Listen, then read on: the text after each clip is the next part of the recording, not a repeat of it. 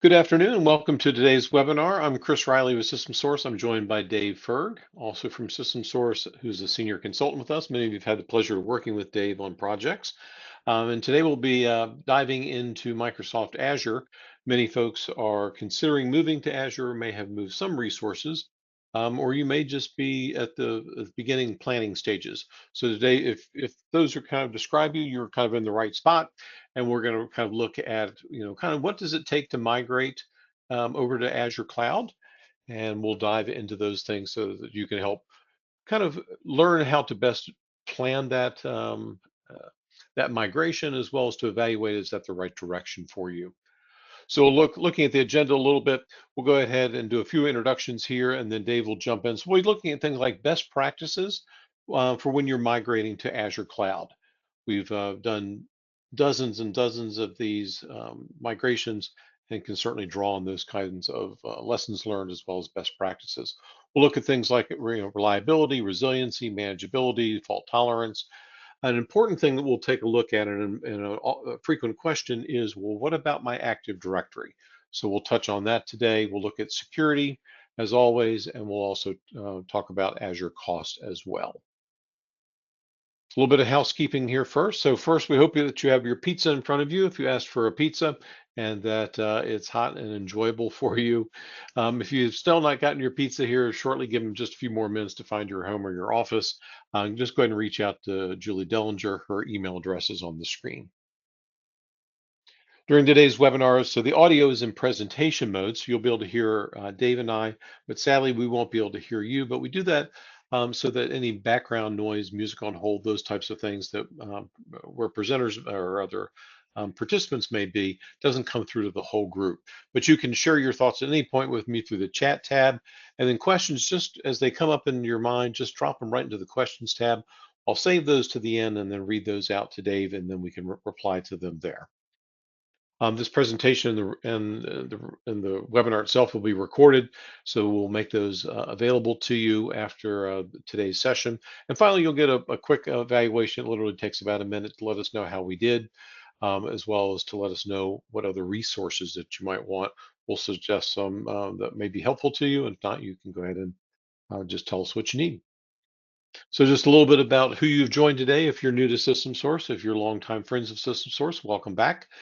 So we've been around since 1981. There's about 75 of us at System Source, and we work with IT professionals from South Central Pennsylvania, all through Maryland, and down to the Washington, D.C. area. So a lot of folks first come to us when they need to acquire new technology, whether that's kind of in-user computing stuff, or most of our work is done in the data center. So that can be on-premise types of resources like servers, storage, security, wireless, um, all the security firewalls, all the types of things that make the modern data center go, or it's cloud, kind of the analogous pieces that would work in the cloud, like Microsoft Azure. Still going to need servers, still needs security, still need storage, all those types of things, but will be happening in the cloud, whether it's Azure, AWS, colo facilities, or other types of facilities.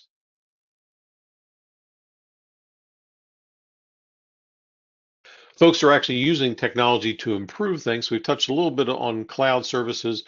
Dave is part of a group that is our consulting services group, so kind of the top level consultants there. They're working on principally data center related technologies, security, planning engagements, difficult troubleshooting types of situations. We also have a training arm that trains about 600 or 700 folks a month in about as many classes in about 3 dozen different either manufacturer areas or topic areas. So for example, it'd be Microsoft training, but lots of pieces within that, including Azure training. And you'll see some discounts on that later, and about 35 other different areas. Present is professional AV, so digital signage, all the Teams rooms, WebEx rooms, go to webinar types of rooms like we are here.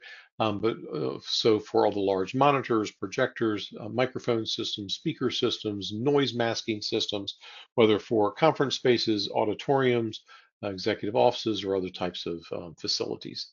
Finally, we maintain all these things. whether on a kind of reactive basis, you call us when things go bump under a service and support model, or under a proactive model where we are the IT department for dozens of organizations in this area under managed services. And if you need help at any point, whether you have a contract or not, you can always reach us 7x24. Just follow the voicemail prompts after hours.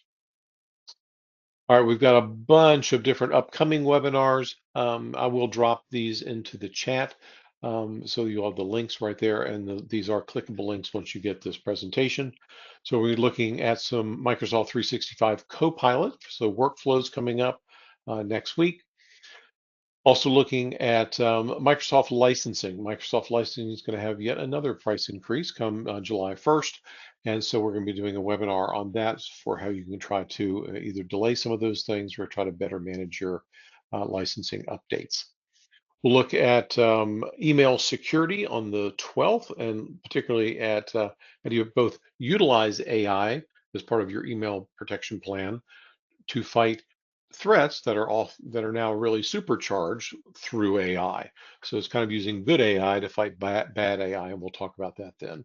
On the 14th, looking at VMware alternatives. VMware has changed their licensing and other models, and resulting in massive price increases. So we see lots of clients that are moving to Hyper-V, or today, for example, Azure, and we'll deal with number of different alternatives in that session. So if you have VMware, you may want to consider that session. And finally, we'll look at managed services, and looking at what are the kinds of things that you should expect from a managed services provider, whether you go with us or you go with somebody else. What should you be expecting? What metrics should you be looking at? We'll delve into that on the 20th. And with that, let me go ahead and hand the reins over to Dave, please. Thank you, Chris, and thank you all for joining us this afternoon. I hope you're enjoying your pizza, and I'm hoping what we're going to present in these next 45 minutes or so will be helpful if you're considering moving to the cloud or have already started to move to the cloud. So let's start with just some of the best practices, and the first one that should be always at the top of the list when you're ready to make this move, and unfortunately isn't always at the top of the list, is the planning. Because when you're moving to the cloud, this is your opportunity to make changes, to figure out new platforms, new versions. There's a lot of things that can come into play in a migration. And in order to keep everything focused, to make it have value to your company, you need to know the strategic business goals you're trying to achieve with this move. Are you moving for just cost savings? So maybe you're going to consider moving as is to save some costs in the on-prem data center, or to keep you from refreshing hardware or something like that. So if that's the goal, then everything you're going to be planning around will be focused on trying to save costs. And if it doesn't save costs, it's not really meeting your goal here. Is the migration to increase flexibility? Are you trying to adapt to some market change, some new technology that you don't want to have to build yourself or can't build yourself, but is available up online? Is that the reason you're moving? Or is that the reason you're moving just some of your environment up there? And again, is it for new technologies? Things that, AI is a perfect example of that, because most of us will not build an AI data center to build the processing to do that. So we're going to use that technology that's already out there. What is it you're trying to achieve, and make sure the target, every task along the way is aimed toward that same direction. You also need to assess your current environment. Not only is this an opportunity to be making changes, but this is where you want to take a look at what can be consolidated, what can be moving to platform as a service or software as a service. Consider dependencies when you're doing that. So if I'm moving application A, is it depending on two other servers sitting under the hood? And make sure you're understanding that and what you're going to do with that. Understand what your internet connection looks like and your WAN connections, how users will make access to the Azure world, because we can come up using secured public IP addresses, or we can limit it to only traffic through private IP addresses. for security reasons. So you need to plan on what the data paths will look like. And you also need to understand where your users are making their connections from. Do you have remote users all over the place? How are they going to make a connection to get up into the Azure environment, et cetera? So just understand that so that we're not going from a high-speed connection to a WAN connection or an internet connection that isn't of the same speed and would cause performance issues. Know your business and regulatory requirements. Do you have requirements for where your data can reside? Do you have to meet certain regulatory compliances in your business? So just understand where it is your requirements are. What are your boundaries of where you're going to go? If you want to be taking a look at some documentation on what the security looks like, again, you're going to get the slides, so I'm not going to try to read them to you here. Microsoft has a pretty well-developed page on what the various securities that are they do for you and what are available for you to turn on and off. So you can make sure you are meeting your business requirement needs. So you can check those things out as well. Do you have existing skill sets to manage the Azure environment? Do you need to train people? Is your staff sufficient, or do you need to have staff augmentation to get through the migration? Maybe not, you can manage it, but you don't have time to manage your current world and do a migration. So is those kinds of things needed? If you're moving fairly similar to an as-is migration, your Windows skills will still be Windows skills, and you'll have all those things. You don't need to train there, but maybe you need to train in the Azure console and what Azure networking looks like and what Azure DNS is managed. For example, DNS settings in the Azure world are set, or in best practice, are set at the virtual network level, not at the server level. And these are the little things you want to make sure your staff is aware of. So you may need some training just on the Azure platform itself. And what tools are required to migrate your environment? Again, are you moving as is? Are you moving in a build new and migrate data? What tools? What do they cost? Are they licensed for annual use? Or are they perpetual licenses? How many licenses can you have? What can they migrate? What can't they migrate? So you can plan for all the other things you may need to manually do. So let's just talk about a couple of the migration strategies. Are you going to move as is, or are you going to build new? So what are your time constraints? Are you needing to move quickly? VMware licensing is going to come up for renewal. I'm going to use this as an example.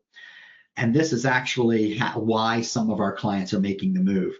Instead of paying continual high VMware prices, people are now starting to make the jump. And maybe your licensing is coming due quickly when you're now wanting to make this jump.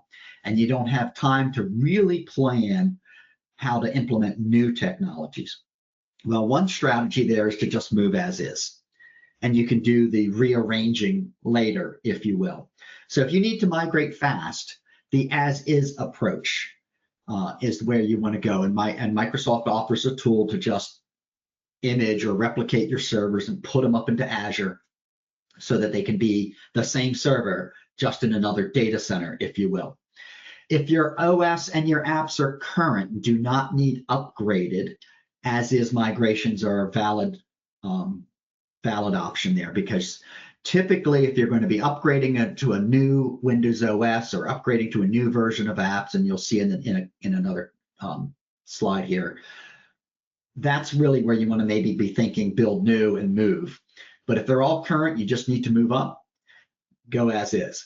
Complex configurations, now they sound odd to be putting there, but sometimes we have inherited things that we just not yet had time to fully ingest as to how it operates and everything. And you don't, you need to move, but you don't have time to learn how to rebuild something. So one plan is to just pick it up as is and move it to a new location. Hopefully it doesn't break too many things along the way, just in the changing of the IP addresses. So that is, and I put it in there because it actually is what we have done a few times for clients that haven't fully understood the complexities of something they've built. So, all right, you're going to build new. So, this would be, again, you want to update your OS and your apps. So build a new server and migrate data just like you would do on-prem. Consolidation.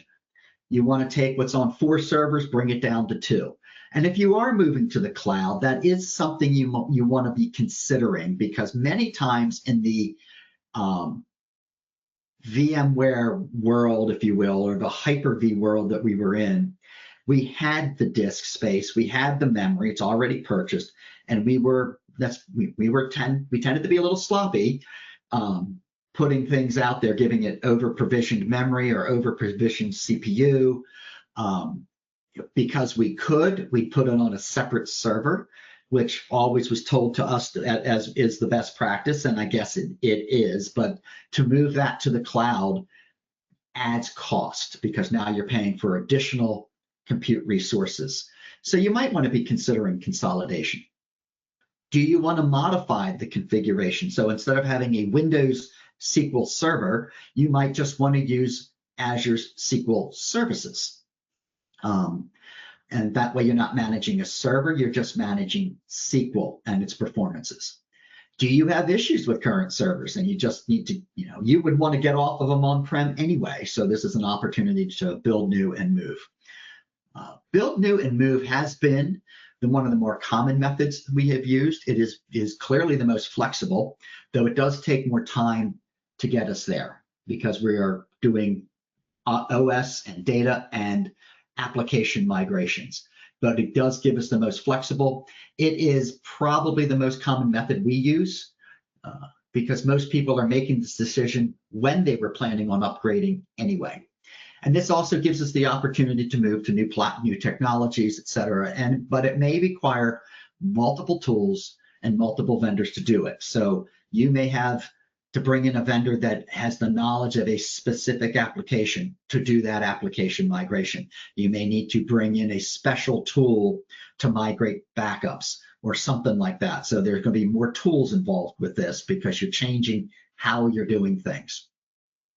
If you're going to be going as is, Azure provides you their Azure Migrate tool, which lets you migrate servers, which is the most common, databases into the Azure SQL service, web applications into the Azure App Services and data boxes and things like that. So it can just pick up things and move, and they will operate pretty close to the way they do right now with just a little bit of tweak. The downtime, if you're moving a server, is just that final synchronization of the data before it makes the cutover, because you can be having your servers migrating up into Azure, running Delta syncs until you're ready to do the cutover.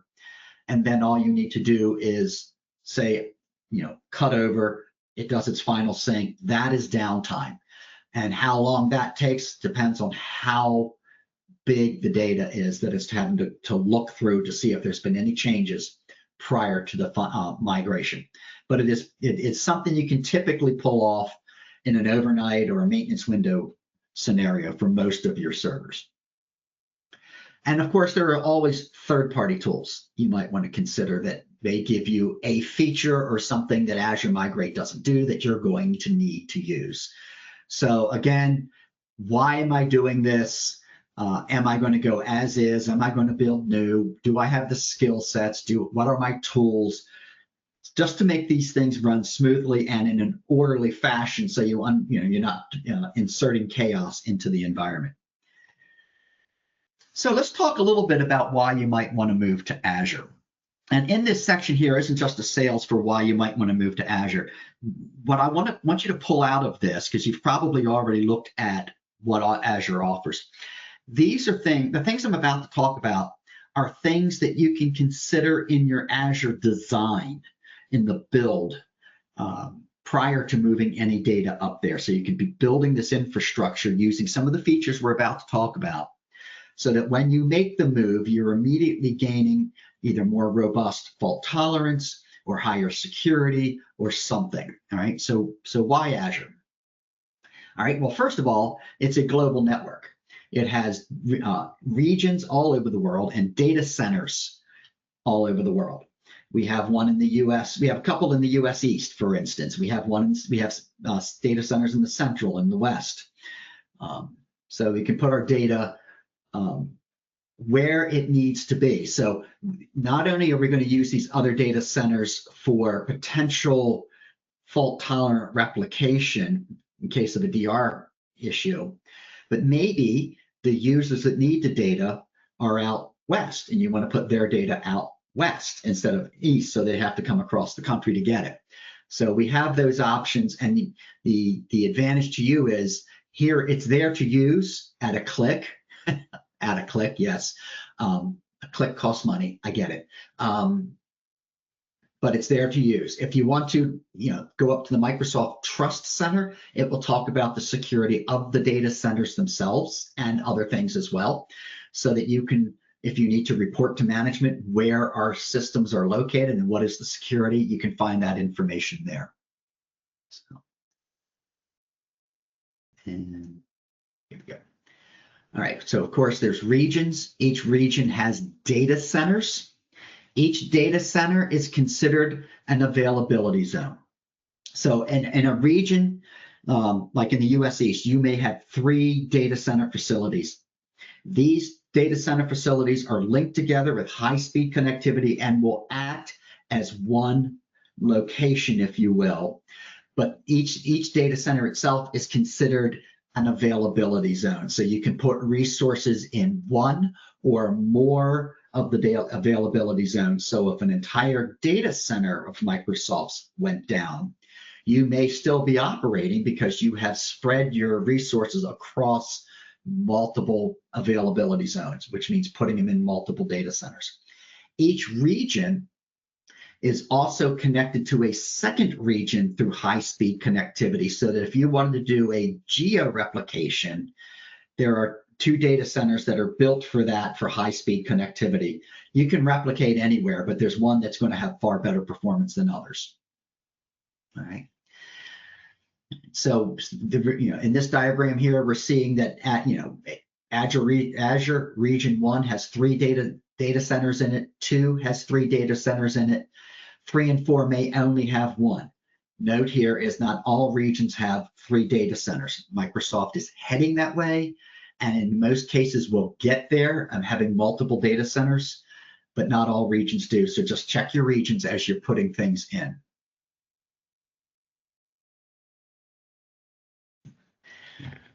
This is that region pair I was talking about. So a region is paired with another region, so that if you're if you want to replicate across locations for DR or whatever, it's pre-built for high-speed connectivity. Each region is always paired with another within the same geography, such as US, Europe, and Asia, at least 300 miles away. The intent is to get out of the same power grids and other things like that, so that if there is an environmental issue, you still may have functionality in another location. And the design consideration for what I've been talking about here is, where do I want my data to be located for performance, and where do I want it for DR? The advantage of going to the cloud is, if I want a DR site someplace else, I don't need to go acquire a location and build out a data center. For a few dollars, chuckle, for a few dollars, I click an option and it can now replicate to the other location. Right? When you are deploying, like this particular screen is deploying a virtual machine, it's going to ask you whether you care what the availability zone is. And if you select that you want to choose an availability zone, you can choose what availability zone or zones you want that resource in. Now, I will note that not all resources work across multiple zones automatically. Things like a subnet resource goes across all availability zones. So if a data center goes down, your subnet resources are still working. Load balancers are work across availability zones. So if a data center goes down, the load balancer is still working in the available data centers. Virtual machines do not automatically replicate each other, but you can have a copy of it in each zone, and you can do application replication between them and things like that. So the point is, some services are zonal. They're going to get locked into a zone, and you have to handle replication.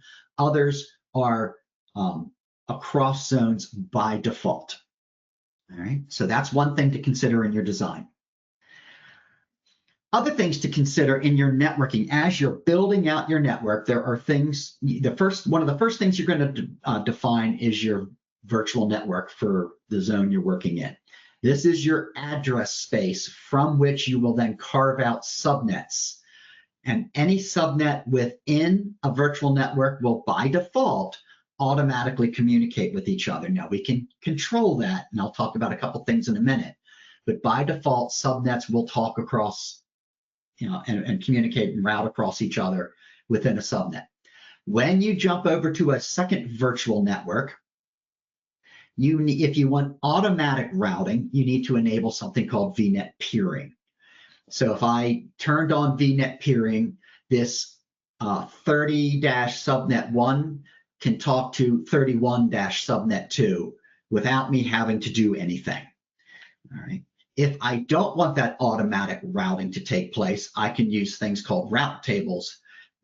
And you're familiar with what routers do. They're going to point to a destination. Hey, if I'm trying to get down to 20-subnet 1, go to, and it will give the address of this. So I can control the flow of traffic across things. So I can make them automatic. I can control it along the way. And you can see here, if in order to get to 172.20, go to 172.120.1.4. So it's that next hop concept. Each subnet can have a network security group saying, I will only allow traffic from a certain source. I will only allow certain ports to come through. Think of it as an access control list, and I can apply it to an entire subnet. And as we'll see in a second here, pull that up, I can also apply it to individual virtual machines. So can think of this similar to the Windows firewall, where I can apply a network security group to a virtual machine and a network security group or to the subnet. So in this case, virtual machine 1, in order to actually have traffic reach virtual machine 1, NSG1 up at the subnet needs to allow it to pass, and NSG2 assigned to the network card of the VM needs to allow it to pass, and it will come through. Whereas over on VM2, it only needs to pass through the subnet. So I have those kinds of controls that I can put onto my Azure world. So I can keep it open if I want it and let traffic flow, or I can lock it down, do network segmentation, machine segmentation, all the things you can do on-prem, you can do in the cloud. And you need to think these things through before you're moving things up there, because again, by default, I can get to them if they're in the same virtual network, and you may not want that to be true. There are Azure firewalls we can put up there that come in different varieties, basics and standards and premiums that have different features that allow you to control multiple layers of traffic. Layer 3 to layer 7 is all now controlled. So firewalls are available to me up there.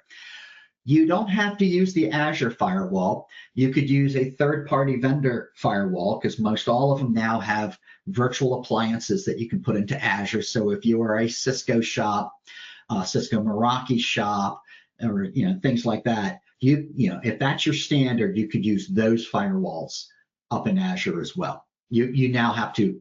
You're going to pay for the resource running, and you're still going to have to get the licensing from those vendors, but that is available. You don't have to use the Azure firewall.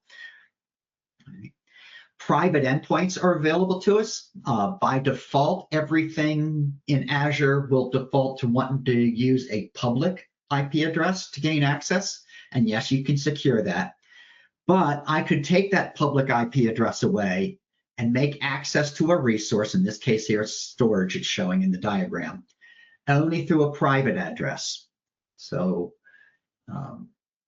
instead of turning, by default, a resource is gained access to a public IP address. You can turn that off and say access only from the private, I now can fully control the routing to get to that address.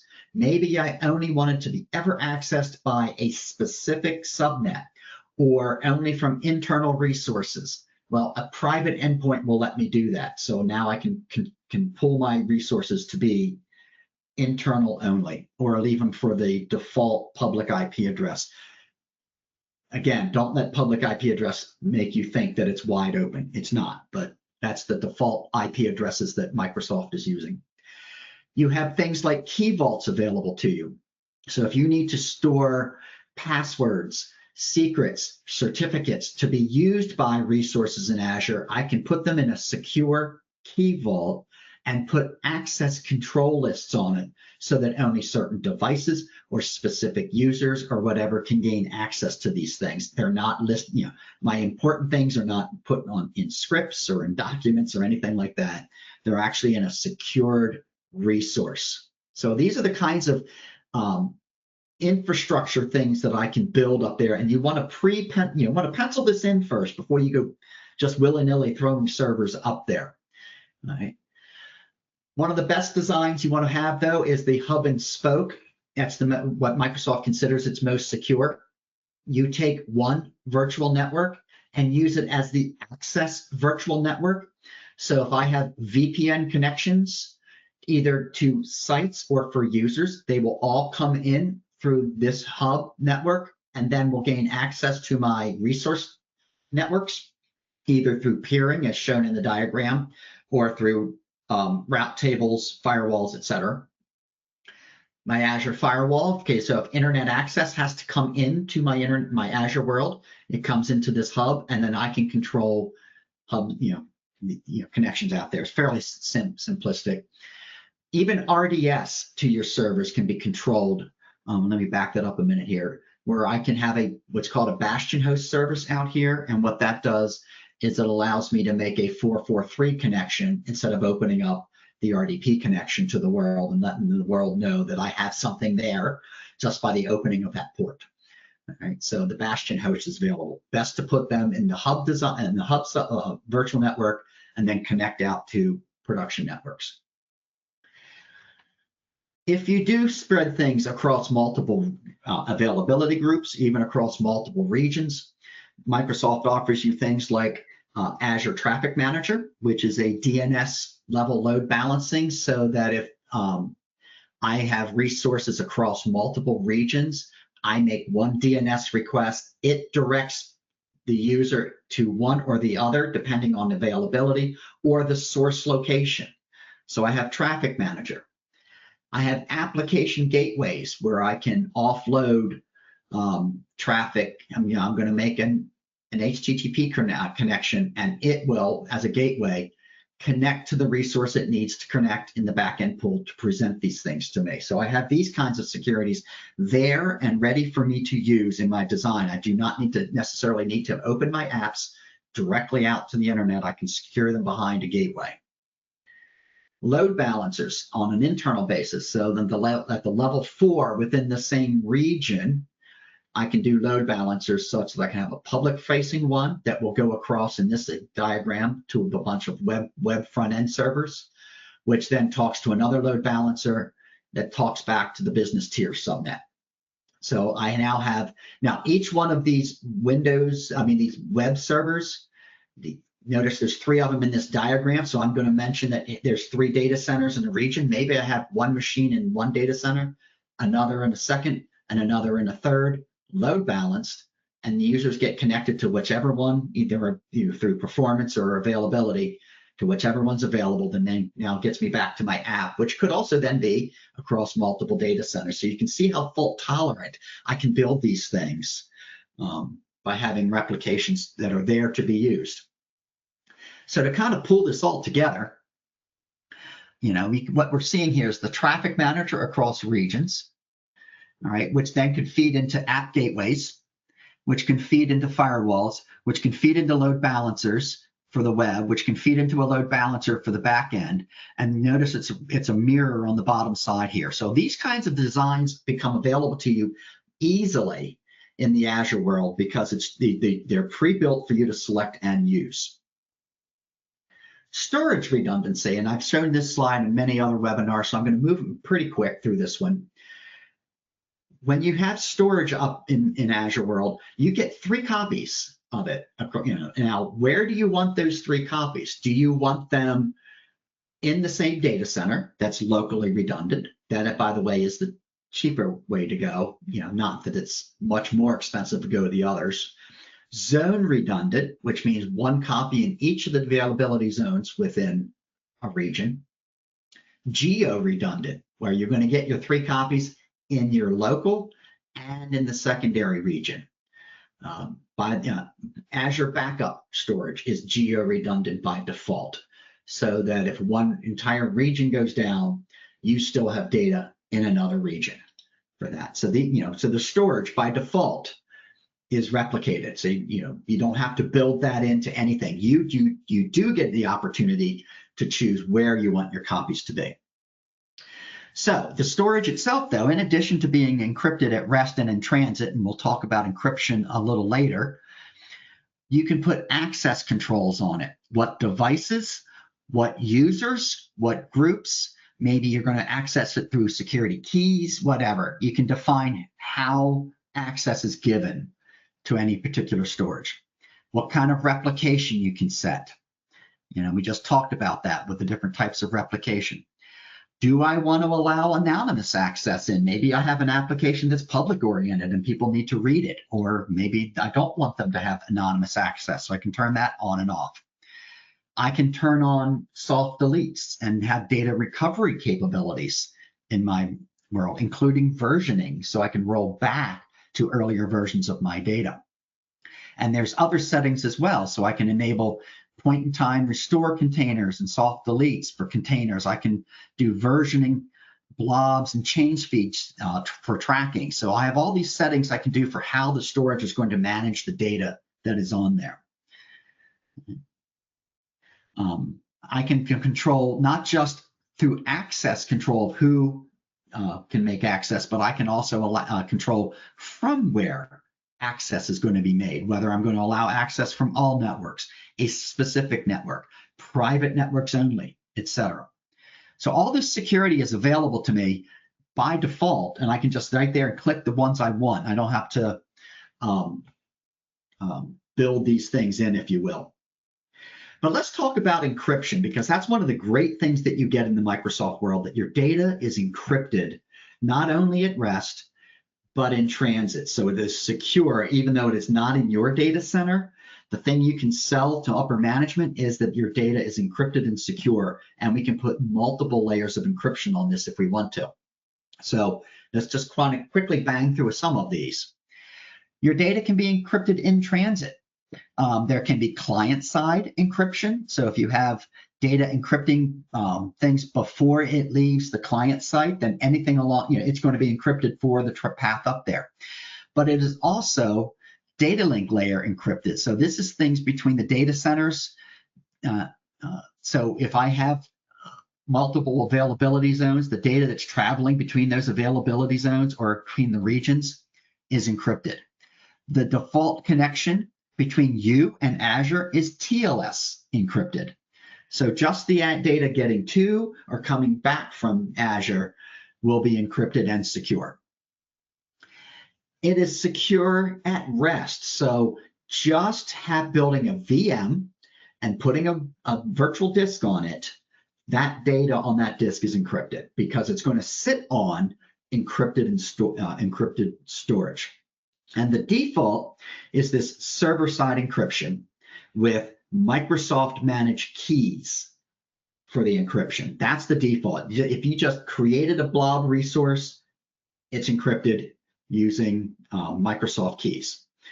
So the Microsoft key that Microsoft is managing for you is the key encryption key. The disk that's encrypted uses a disk encryption key. And this is what Microsoft keys are called platform managed keys. So Microsoft manages the key encryption key, which manages the disk encryption key, and your disk is managed. You also can manage your own keys if you want, and you can put up an Azure key vault and tell the storage to use the keys that you are managing, rotating the way you want to manage them, et cetera, et cetera. And you manage the key encryption key, which manages the disk encryption key. So you have full control of even the keys that are encrypting your data if you want it. In addition to server-side encryption, which is also known as service-level encryption, it's done here at the software level. In the blob storage, it's encrypted right here. We can also turn on infrastructure-level encryption. So when you enable something, keyword there, when you're enabling a resource or something, you can then say, I want to have infrastructure-level encryption. So there is the infrastructure itself starts the encryption, which also then has software encryption sitting up underneath of it. So you now have a double layer of encryption on your system. So that's available to you for data at rest.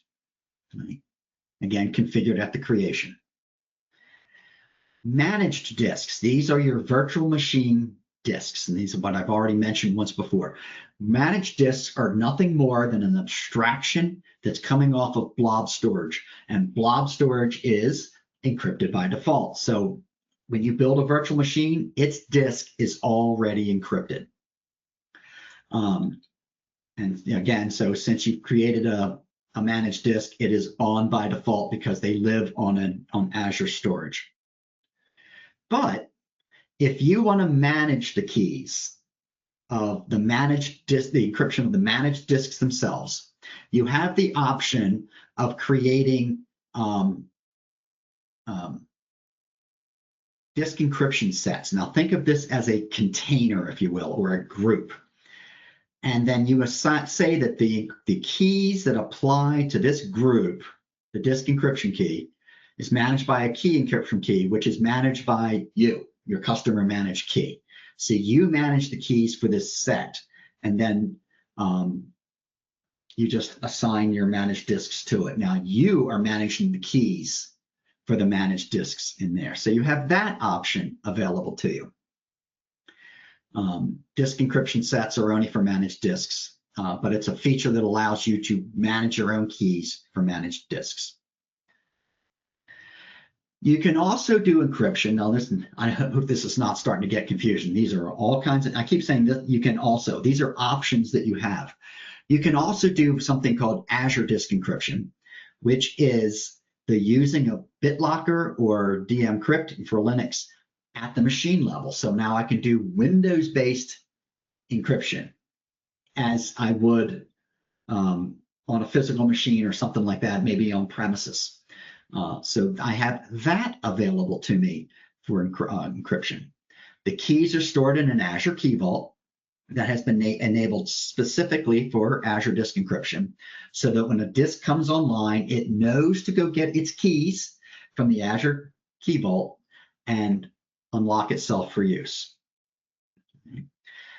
Because it's being run at the machine level, it's being run by the operating system, the OS disk itself can be encrypted, data disks can be encrypted, any temp disks can be encrypted in there because it's being managed. Anything that's inside the VM, if you will, are all managed by that encryption.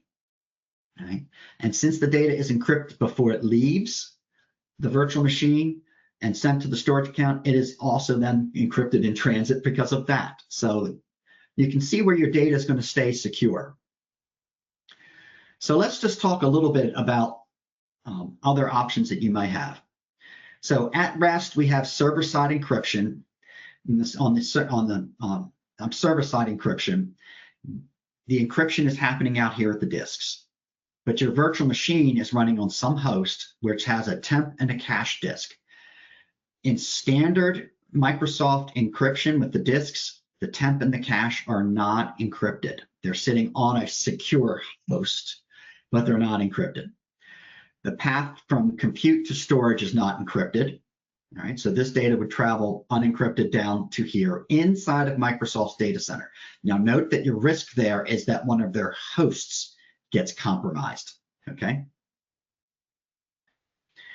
So we have another option. We can encrypt at the host. So we can say anything on any host our machines are sitting on, the encryption is being managed here at the host. And if that's the case, then the temp disk is encrypted using the Microsoft key. The cache, which is the live data from this managed disk just being cached, is encrypted with the same key that the managed disk is. But the point is they're both now encrypted here. So we now have encryption at the host. So we can see that we have choices here. And here's a quick table. And again, I'm not going to spend time going over this table with you because you're going to get these slides. Kind of a guide as to when I want to use one kind of encryption versus another. If I'm okay with what the defaults are, if I need to do any enhancements, this will give you a guide as to what you might want to consider for encryption. Just a piece of advice, unless you have some very high security requirements for everything, you might want to consider additional encryptions only for critical systems, so you don't have to manage this for all your systems, because you're well secure in the default configuration. We have virtual machine security available to us. Another reason why you might want to move up to Azure. Patching, for instance. You want them being done automatic by OS? Do you want them to be Azure orchestrated? Do you want to manually manage your patches? So we can handle patch management that way. Network security. So we already talked about network security groups and firewalls and publics and private addresses. The public and private addresses all pertain to virtual machines as well. A virtual machine will get a public IP address by default. You can take that off and only use a private address if you want. So we have that kind of security. You have the various disk encryptions we just talked about. This one is showing a screen in an Azure disk encryption setup where you go on Azure to do the BitLockering work on the machine itself. And of course, we have backup through the Azure backup. So that's kind of why you want to move to Active Directory. And again, the reason is here's my configuration choices. And that's really just a subset of what's available to you out there. So we can think through those things as when we're in the planning stage and we're talking about what the Azure network should look like. These are the kinds of topics we want to talk through to see what we want to turn on, what we don't want to turn on, why don't we want to turn it on, et cetera. So we're not just throwing everything into one big bit bucket of one virtual network, for instance. So one of the questions we get all the time is, what about my Active Directory? Well, we have a couple options here. First of all, I want to point out that Entra ID, the directory that sits behind Azure platform and Microsoft 365, is not another form of Active Directory. It is a different directory entirely. It is not an LDAP-based directory. So Active Directory still has its place for things that do LDAP-style connections and work with Active Directory. So that directory may need to stay. In order to get off of it, and I may be jumping ahead of myself here, in order to get off of Active Directory, you have to change your services, your applications, your user logins, all to use Entra ID for authentication. And not all applications are capable of doing that. So that could be a long item in your timeline to have that happen. What you're most likely going to have to do is live in a hybrid world, if you will, where you're going to have Active Directory resources, and then you're going to use the Azure platform, but maybe many of the things up there are going to continue to use Active Directory for the authentication. All right. So again, okay, I did jump a gun a little bit here. In order to get away from Active Directory, you have to migrate to resources that support Entra ID authentications. Office 365 is a common choice. So we do see people maybe moving some files into Teams or SharePoint and things like that. There are instances where that can work. That is not typically a great solution for large amounts of data, but that is an example of moving up to something that's just using Entra ID by itself. If you're a small organization with a moderate amount of files, you have the potential of disjoining machines from an Active Directory, joining them to Entra ID, and moving the data up into SharePoint or Teams, and then using the Office 365 email and those services and not have an Active Directory at all. So that is an option for some of the smaller organizations. It's an option for one of the bigger organizations, but it just takes a little bit more to get there typically. If you need Active Directory services, and you don't want an on-premises Active Directory. Microsoft does offer something called Entra ID Domain Services, which is a managed Active Directory domain. You don't manage the domain controllers. You don't even see the domain controllers. You just have a container, if you will, that resources you put in here are joined to this Active Directory domain. It is populated from Entra ID. So it, by default, without you configuring it, will sync users from Entra ID into this Active Directory for you to use. You can also add manually into this one here. And that would be resources that still need an Active Directory for authentication, but you want to have it matching off with Entra ID. Consider this something of an interim step as you're trying to move to an all Entra ID solution. All right, so that's the managed domains. I've just talked through all of that. I should probably just be banging my slides through as I'm saying this. All right. This last bullet here, available in 3 tiers, is really talking about how robust it is for performance. How many domain controllers are you getting? How many resources can it manage, et cetera, et cetera.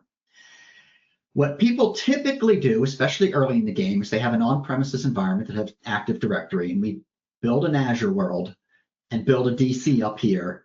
And with the VPN gateway making a connection, all I've done is created another Active Directory site.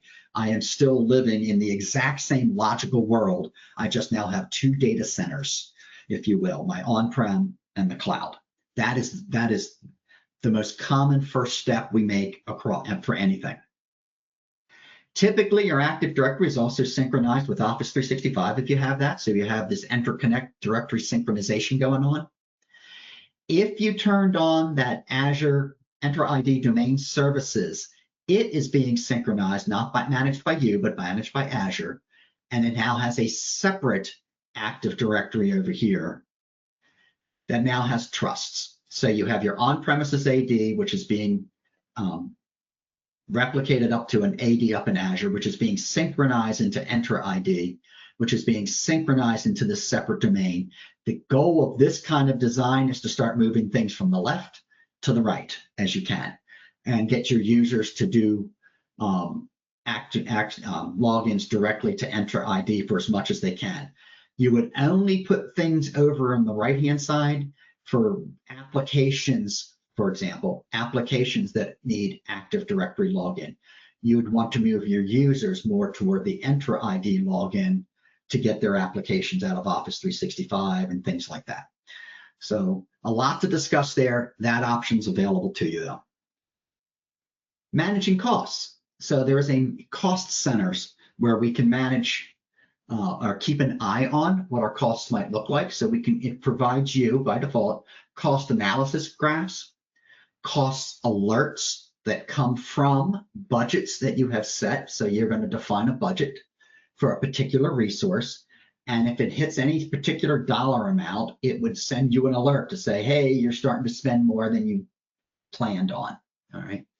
And then you just have a general cost analysis of what your costs are going to right now.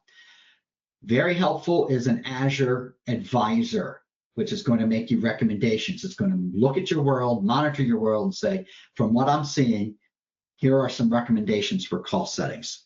So let's just take a look at a couple screens here. Cost analysis.